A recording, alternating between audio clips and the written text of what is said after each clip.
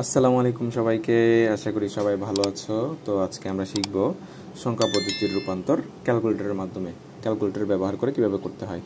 এটা তো অনেকেই প্রবলেম ফেস করো, স্পেশালি ফার্স্ট ইয়ারে যারা পড়ো তারা তো বেশি প্রবলেম ফেস করো এই ক্যালকুলেটর ট্রিকগুলো নিয়ে। তো আমরা দেখব ক্যালকুলেটর ইউজ করে কিভাবে এই সংখ্যা পদ্ধতিগুলো রূপান্তর করতে হবে। তো শুরুতেই বলে রাখি, এটা আমি ইউজ করতেছি 991S প্লাস ক্যালকুলেটর। এটা যাদের হাতে আছে তারা কিন্তু ইজিলি আমার সাথে প্র্যাকটিস করতে পারো, আর যাদের কাছে এটা নাই, যাদের কাছে 100MS ক্যালকুলেটর, তারা চাইলে আমার পরবর্তী ভিডিওটা দেখতে পারো। তো আমরা শুরু করি 991S ক্যালকুলেটর দিয়ে। তো একদম শুরুতে তোমার যে কাজটা করতে হবে, ক্যালকুলেটর অন করার পর আমার মোডে চলে যেতে হবে। মোডে যাওয়ার পর আমরা 4 নাম্বার অনেকগুলো অপশন দেখতে পারবো, কিন্তু এখানে 4 নাম্বার যে অপশনটা আছে বেস অ্যান্ড লেখা, ওটাতেই আমাদের চলে যেতে হবে। আমি যদি এই বাটনগুলোতে 4 চাপ দেই, 4 চাপ দিলেই আমাদের বেস অ্যান্ড মোডে চলে যাবে। তো এখানে আসার পরে দেখতে পাচ্ছি ডিইসি লেখা। এই ডিইসি দিয়ে কি বোঝানো হয়? ডিইসি দিয়ে বোঝানো হয় ডেসিমাল, আশা করি জানো তোমরা। তো আমরা এখন ডেসিমাল থেকেই অন্য যে কোনো সংখ্যায় কনভার্ট করব। দেখি, লেটস সে একটা সংখ্যা, ডেসিমাল একটা সংখ্যা 10, এটাকে আমি বাইনারিতে কনভার্ট করব।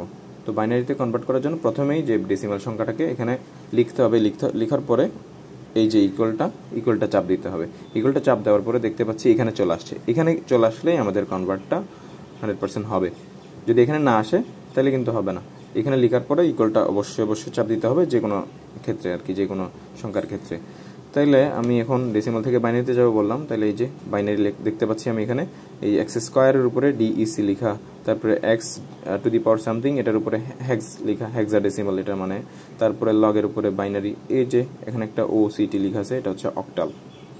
ঠিক আছে, তাইলে এখন আমি যদি এই যে বাইনারি বাটনটা ক্লিক করি,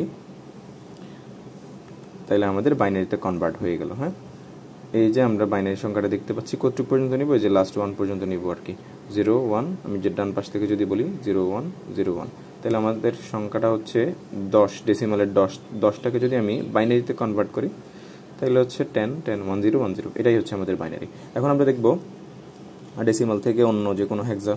তাহলে ডেসিমাল আমার আনতে হলে আবার এসি চাপ দেওয়ার পরে এই যে ডেসিমালটা, অথবা সরাসরি ডেসিমাল, এই যে এই বাটনটা ক্লিক করলে আবার ডেসিমালে ফিরে যাবে। তাহলে আমি ডেসিমাল একটা সংখ্যা মনে করো 25কে আমি হেক্সাডেসিমালে নিয়ে যাব। তাহলে এই হেক্সা বাটনটা চাপ দিলেই হয়ে যাবে। সরি, আসলো না কেন বলো তো? এই যে 25টাকে আমি ডেসিমালে নিয়ে ইকুয়াল দিলাম না, এই জন্য এখানে ডেসিমাল আবার নিলাম 25, ইকুয়াল দিলাম, তারপরে হেক্সাডেসিমাল। এই যে এখন চলে আসলো 019, মানে 19। যেটা আমাদের ডেসিমালে 25, সেটা আমাদের হেক্সাডেসিমালে হবে 19। ঠিক আছে, তাহলে আরেকটা দেখি, ডেসিমাল 60 মনে করো, 60, এটাকে আমি অক্টালে কনভার্ট করব। আচ্ছা, আমার প্রথমত ডেসিমালে নিয়ে যেতে হবে। এবার 60 দিলাম, ইকুয়াল দিতে হবে, এটা খুবই ইম্পর্টেন্ট। ইকুয়াল দেওয়ার পরে এই যে অক্টাল যাব, আমরা অক্টালে যদি যাই তাহলে যেটা ডেসিমালে 60 সেটা অক্টালে 74। এখন আমরা ডিফারেন্ট কিছু দেখি।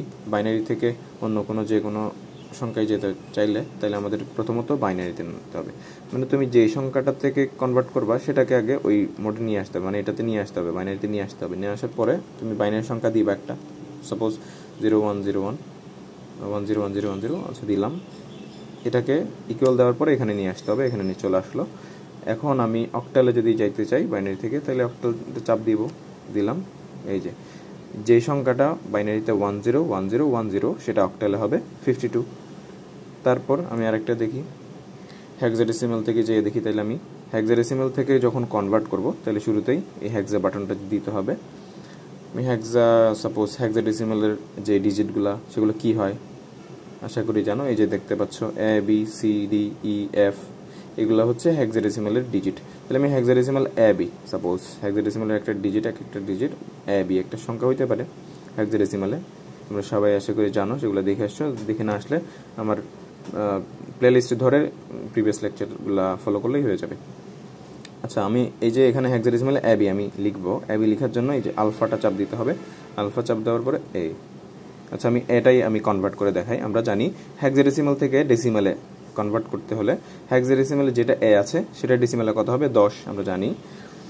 তো আমি এই যে হেক্সাডেসিমাল থেকে ডেসিমালে যাব, এটাকে আমি দেখাচ্ছি প্রথমত। তাহলে আমি ইকুয়ালটাতে যদি দেই, ইকুয়ালটা হেক্সাডেসিমালের ইকুয়ালটা,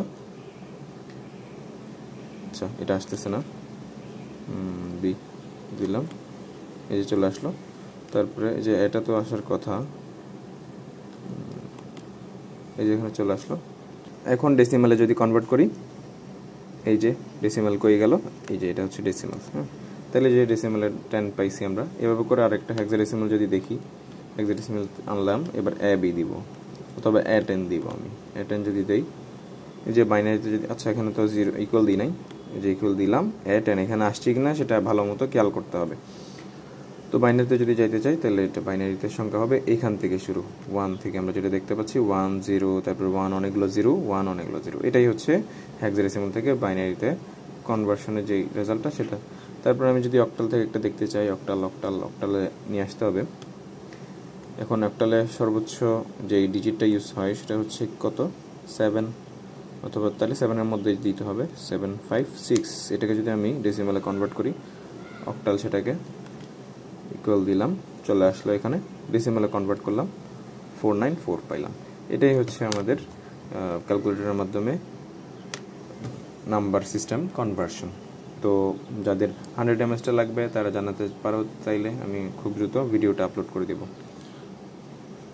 তো দ্যাটস ইট, এটাই ছিল ক্যালকুলেটরের মাধ্যমে নাম্বার কনভার্সন।